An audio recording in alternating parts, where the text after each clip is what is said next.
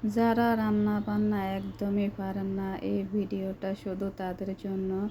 তো দেখো বন্ধুরা, তোমরা ভালো করে লক্ষ্য করে দেখো আমি কিভাবে রান্না বান্না করতেছি। প্রথমত আমি মাছটা ভালোভাবে ধুয়ে দিছি।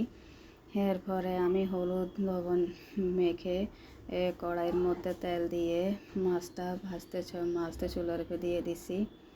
তো মাছটা এদিকে 1 ফিট হয়ে গেছে, আমি এখন উল্টিয়ে দিয়েছি। তো তোমরা ভালো করে লক্ষ্য করো, দেখো কিভাবে মাছ রান্না করতে হয়, কিভাবে মাছ ভাজতে হয়। এভাবে উল্টিয়ে পাল্টিয়ে মাছ ভাজতে হয়। তো আমি মাছগুলো নামিয়ে নিয়েছি। নামিয়ে নেওয়ার পরে আমি ওই কড়াইতে এখন পেঁয়াজ মরিচ দিয়ে দিছি।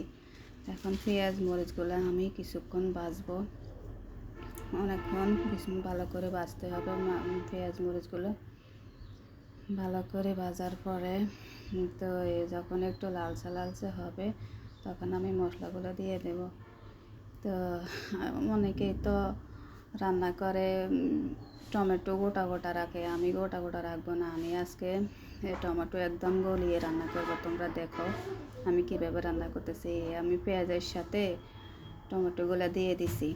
তারপর আমি একটা একটা করে মশলা দেবো, তোমরা দেখবে, তোমরা দেখিও, তোমরা লক্ষ্য করিও, তোমরা খেয়াল করো আমি কীভাবে রান্না করতেছি, তোমরা ওইভাবে রান্না করিও। তো আমি সামান্য একটু রসুন দিয়ে দিছি, 1 চা চামচের অর্ধেক দিয়ে দিছি। এরপরে হলুদের গুঁড়া দিয়ে দিছি 1/2 চা চামচ। এরপরে জিরে গুঁড়া দিয়ে দিছি 1/2 চা চামচ। এরপরে মরিচের গুঁড়া দিয়ে দিছি 1/2 চা চামচ। এরপরে লবণ দিয়ে দিছি 1/2 চা চামচ।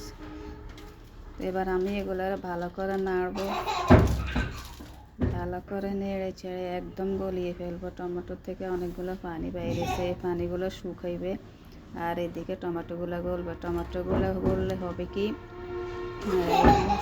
গ্রেভিটা একদম মজার হবে, গ্রেভিটা মজার হবে আর মাখো মাখো মাখো মাখো ঝোল হবে। এগুলো খাইতে অনেক মজা। তোমরা এরকম রান্না করে দেখিও, অনেক মজা লাগবে। আমার থেকে তো অনেক মজা লাগছে, আমার রান্নাটা অনেক মজার হয়েছে। তোমরা এভাবে রান্না করলে দেখবে অনেক মজার। তো এদিকে আমার মশলাটা কষানো হয়ে আসছে, দেখো আমার টমেটোটা অনেক গলে গেছে। আমি বয়েস দিতেছি আর এদিকে আমার মেয়েগুলা কি করতেছে, দুষ্টামি করতেছে। তো এগুলার আওয়াজ শোনা যাবে, যা হোক কিছু করার নাই। তো আমার মশলাগুলো কষানো হয়ে গেছে, টমেটোগুলো একদম গলে গেছে আর আমি মাছ দিয়ে দিছি। মাছ দিয়ে দেওয়ার পর আমি কিছুক্ষণ এগুলো এইভাবে কষাবো, অল্প কিছুক্ষণ কষাবো। যখন উপরে তেল তেল ভাব চলে আসবে তখন আমি একটু জল দিয়ে দেব।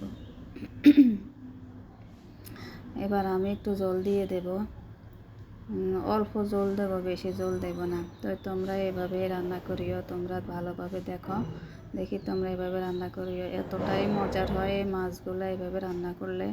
আর টমেটোগুলো খাইতে অনেক টেস্ট লাগে। তো বোঝাই যায় না টমেটো না কি দিছি।